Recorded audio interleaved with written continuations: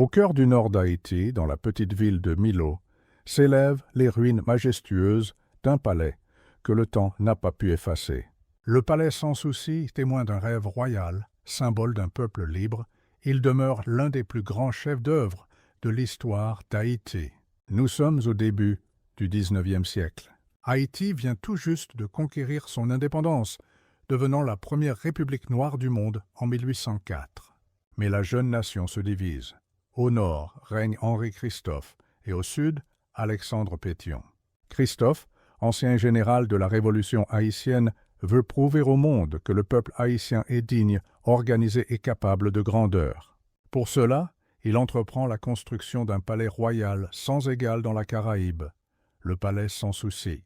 Entre 1810 et 1813, des milliers d'ouvriers, d'artisans et d'ingénieurs haïtiens travaillent en jour et nuit à Milo. Sans aucune aide étrangère, ils bâtissent un palais immense, des galeries élégantes, des escaliers monumentaux, des salles de réception somptueuses et des jardins royaux. Le nom Sans Souci signifie sans tracas, sans souci. Mais derrière ce mot se cache un symbole, la recherche d'une paix durable après des années de lutte et de souffrance. En 1811, Henri-Christophe se proclame roi Henrier d'Haïti.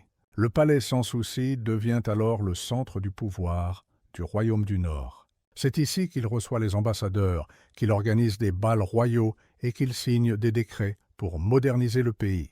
Le roi veut un État fort, discipliné et prospère. Sous son règne, il fait construire des routes, des écoles, des hôpitaux et surtout la citadelle La Ferrière, immense forteresse destinée à protéger la liberté d'Haïti contre toute invasion étrangère. Mais derrière la splendeur se cache la tension. Le peuple souffre de la rigueur du régime et des lourds travaux imposés.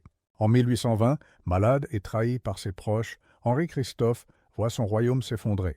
Refusant d'être capturé, il met fin à ses jours d'une balle dans sa propre demeure.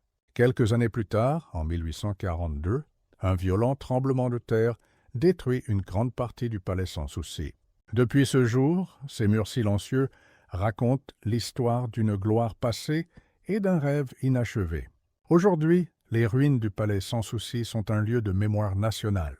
En 1982, l'UNESCO les a inscrites, avec la citadelle La Ferrière, au patrimoine mondial de l'humanité. Elles rappellent au monde entier la force, la dignité et le génie du peuple haïtien. Car au-delà des pierres et des murs, le palais Sans Souci reste le symbole d'une nation qui, même blessée, continue de se tenir debout. Le palais Sans Souci, ruine d'un roi mais fierté d'un peuple. Témoignage